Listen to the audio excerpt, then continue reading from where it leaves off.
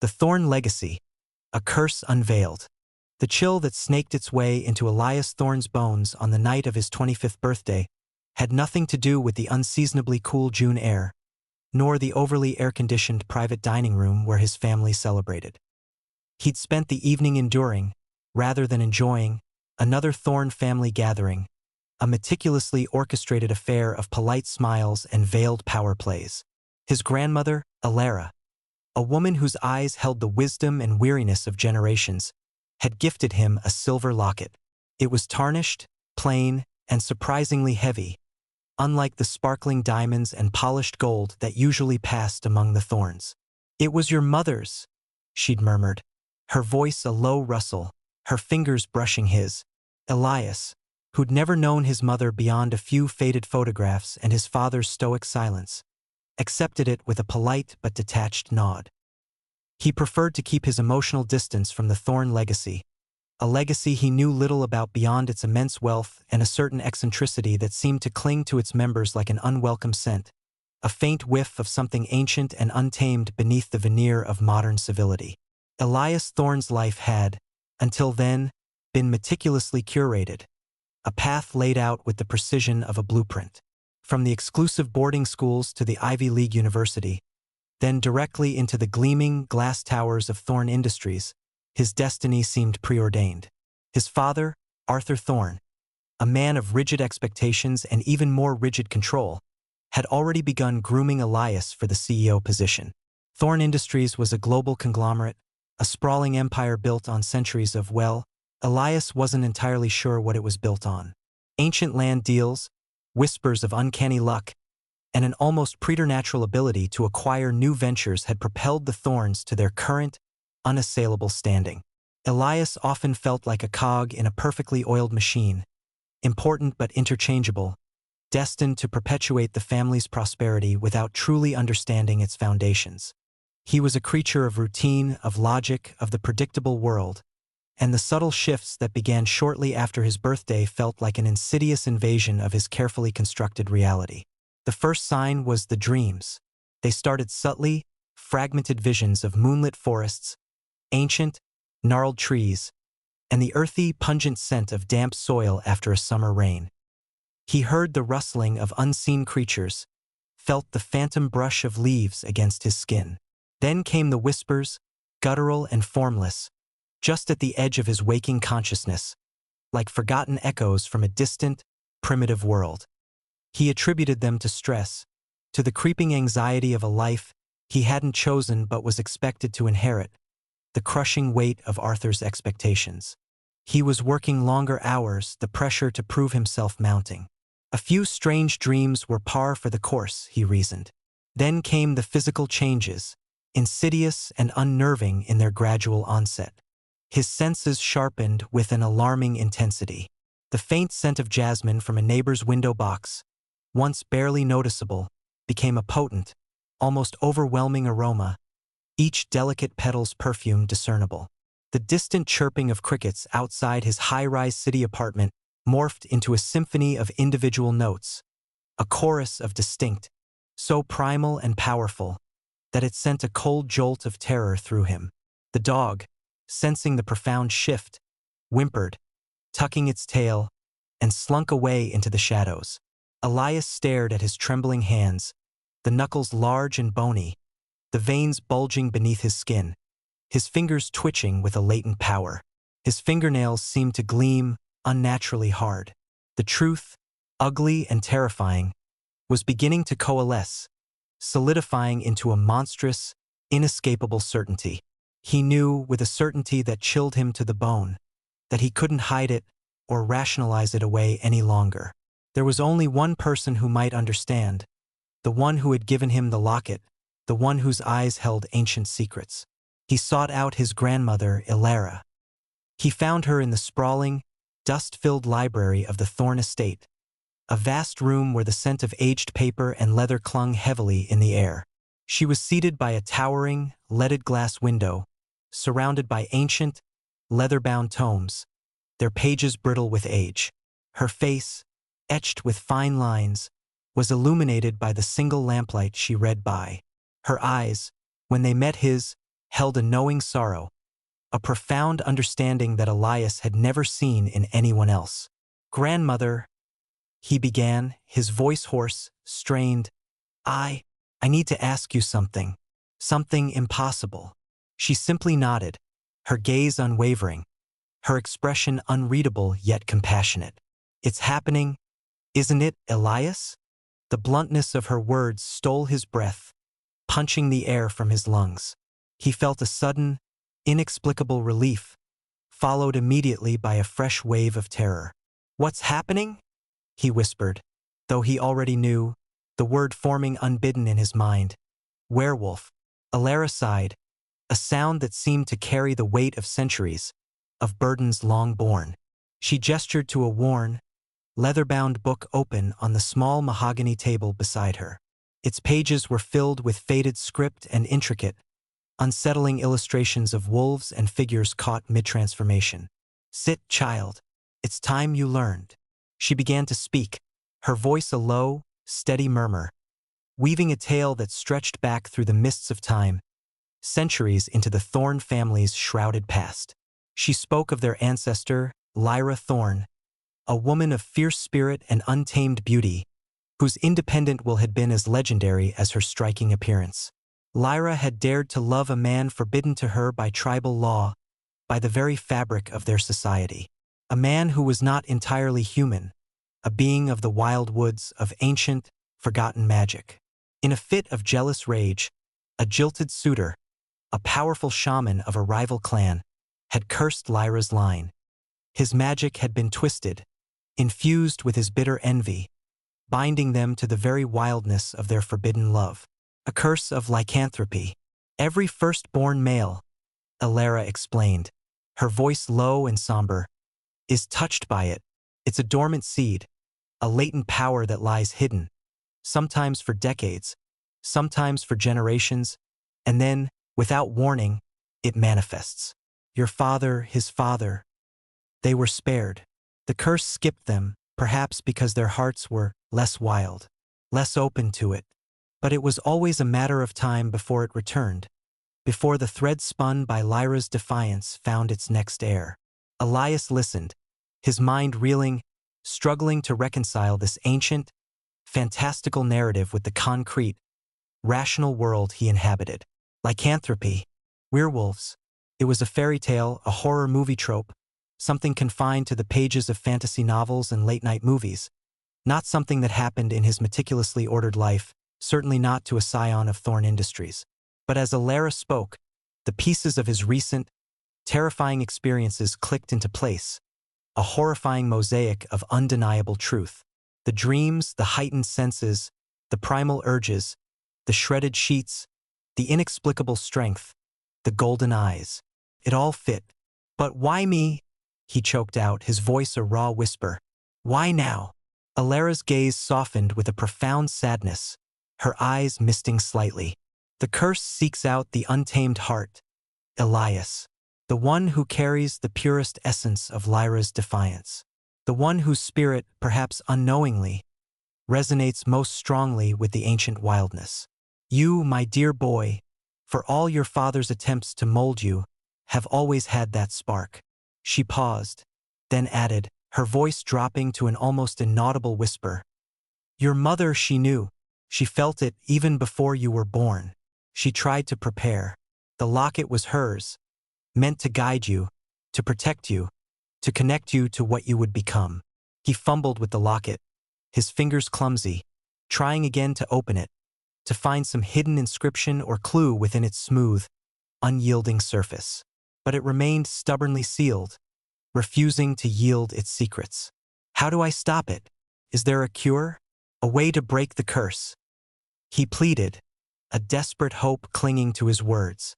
Alara shook her head, her face etched with a familiar, weary resignation. "No cure, child. Not in the way you might think. No magical potion, no ancient ritual to reverse it entirely. Only management, control. The locket, it holds the key to Lyra's knowledge, passed down through generations, not to break the curse, but to understand it, to live with it, to master it. But it only opens when the bearer is ready, when they accept their true nature, when they cease fighting against what they are destined to become. The next full moon was only days away, a looming deadline that filled Elias with a cold, paralyzing dread.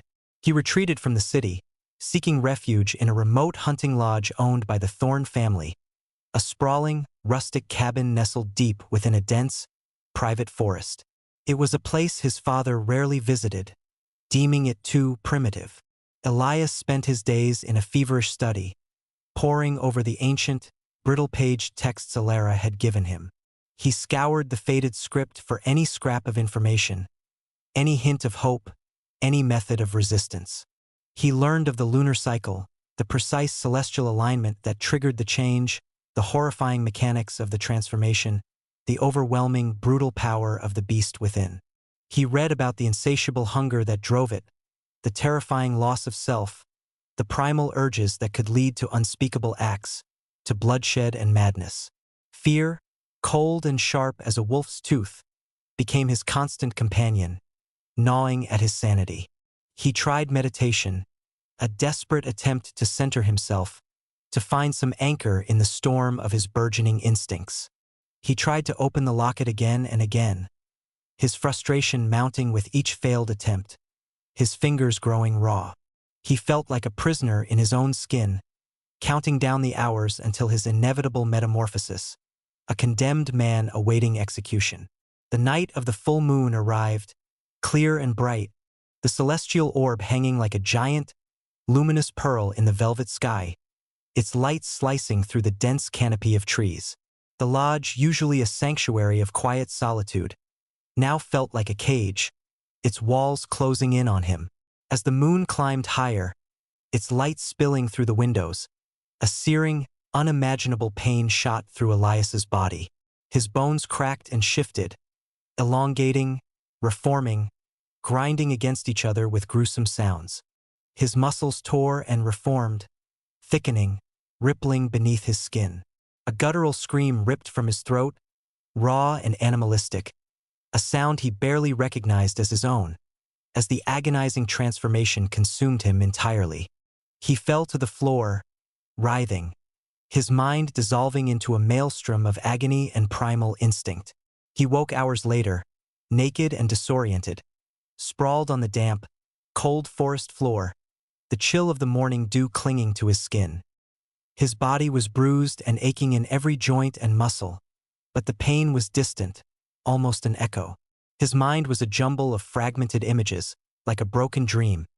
The exhilarating rush of wind through dense fur, the intoxicating scent of prey on the night air, the pure, unadulterated thrill of the hunt, a chase through moonlit shadows. He remembered the unbridled power, the exhilarating freedom of movement, the sheer, boundless strength. And then, a shudder-inducing memory, vivid and horrifying. The terrified cries of a deer, its struggle, the metallic, coppery taste of its blood in his mouth. He staggered back to the lodge, his limbs heavy, his body bruised and aching, his soul filled with a profound, crushing horror. He had become the monster he had killed. Days of despair followed, a heavy shroud of self-loathing. He considered ending it all, a desperate escape from a fate he couldn't control, from the beast he had become. But then he remembered Alara's words, echoing in his mind, control. He wouldn't let the curse define him. He would fight it. He would tame the beast or die trying. He would not become just another feral animal. He dedicated himself, body and soul, to understanding his new reality. He ventured deeper into the wilderness surrounding the lodge, pushing his human limits, trying to reconnect with the primal instincts that now coursed through his veins. No longer just a terrifying intrusion, but a part of his very being. He trained his body rigorously, running until his lungs burned, climbing until his muscles screamed. He honed his senses, learning to identify distant sounds, to discern subtle scents, to perceive minute shifts in the air. He learned to track prey, to move silently through the undergrowth, to blend seamlessly with the shadows. He began to feel a strange, unsettling connection to the wilderness, a sense of belonging, a quiet understanding of its ancient rhythms, a connection he had never experienced in the sterile halls of Thorne Industries. He was no longer just observing nature. He was becoming a part of it. The next full moon he prepared. He chained himself, not to restrict himself as much as to gauge the limits of his control, to test the strength of his human will against the rising tide of the beast. He focused on his breath, on the mantra Elara had taught him, repeating it silently, relentlessly. I am Elias. I am Thorne. Iaman. I am beast. I am whole. The transformation was still agonizing, a horrific symphony of tearing flesh and grinding bone. But this time, amidst the chaos, he felt a flicker of awareness, a tiny ember of self-preservation. He remembered the mantra, clung to it like a lifeline in a raging sea. He felt the beast within, its overwhelming fury, its insatiable hunger, its desire for unbridled freedom. But he also felt himself, Elias Thorne, observing, resisting, trying to guide its raw power, to direct its instinct rather than be consumed by it. He did not achieve perfect control, but he held on. When he awoke at dawn, the chains were still intact, though strained and bent. He was exhausted, every muscle screaming in protest, but exhilarated. He had not broken free. He had not lost himself entirely. He had taken the first crucial step towards controlling the beast. He had remembered. He had resisted. The locket, which had remained stubbornly closed through all his previous attempts, now lay open on his bedside table, as if waiting for him. Inside, nestled on a small velvet cushion, was a single, perfectly preserved wolf's fang, gleaming bone-white against the dark fabric. And beneath it, etched into the silver casing, were a series of intricate, ancient symbols he vaguely recognized from the text Elara had given him, along with a single, potent word, inscribed in a flowing script, balance. Elara visited him a few days later, her eyes twinkling with a knowing pride, a deep satisfaction. You've opened it, she observed, her voice soft, barely above a whisper. Elias held out the locket, the wolf's fang glinting in the morning sunlight filtering through the lodge window. What does it mean? He asked, his voice filled with a new reverence. It means you are ready, she replied, her smile gentle. The fang is a totem, a symbol of your connection to the wildness, to the ancient power that now flows through you. The symbols are a guide, a path to understanding, to wielding that power responsibly. And balance, that is the true key. Not to suppress the beast, to fight against it and deny a part of yourself, but to integrate it, to become more than human, not less, to be both Elias Thorne, the man, and the wolf, the embodiment of untamed nature. It is a terrible gift, but a gift nonetheless. He realized then that his mother had known. She had not simply abandoned him. She had left him this legacy, not just a curse, but a potential, a power, a guide. The Thorne family, with all its eccentricities, its guarded secrets, wasn't just about accumulated wealth and corporate control. It was about raw, untamed power, channeled and directed, for better or worse. It was a primal force that had been kept hidden, subdued, but never truly extinguished. His life began to shift profoundly and irrevocably. He still worked at Thorne Industries, but with a newfound purpose, a clarity of vision that surprised even himself. His perception of the world had changed. The corporate world, with its cutthroat negotiations and abstract figures, now felt less like a cage and more like a different kind of wilderness, one he could navigate with new, sharper instincts. He started advocating for environmental initiatives within the company, for sustainable practices, channeling his inherent connection to nature into his professional life. He found himself more decisive, more intuitive, his heightened senses giving him an uncanny edge in negotiations, a deeper, almost empathic understanding of people's true motivations. He could smell fear, detect deceit, sense desperation. The full moons were still a profound challenge, a constant test of his control, a monthly reminder of the thin veil between his two natures. But with each passing month, the transformations became less violent, less agonizing, more fluid. He learned to ride the wave of the change, to flow with the shift, to harness the immense strength, agility, and heightened senses of the wolf, while largely retaining the intellect and consciousness of Elias Thorne. He learned to hunt not for survival, for he was never truly hungry in his human form, but for a deeper understanding of the natural world, a primal connection to the cycle of life and death, an appreciation for the delicate balance of the ecosystem. He felt a profound sense of responsibility for the wilderness he now inhabited in both forms. He found himself drawn to others who lived on the fringes, those who understood the hidden currents of the world, who saw beyond the superficial.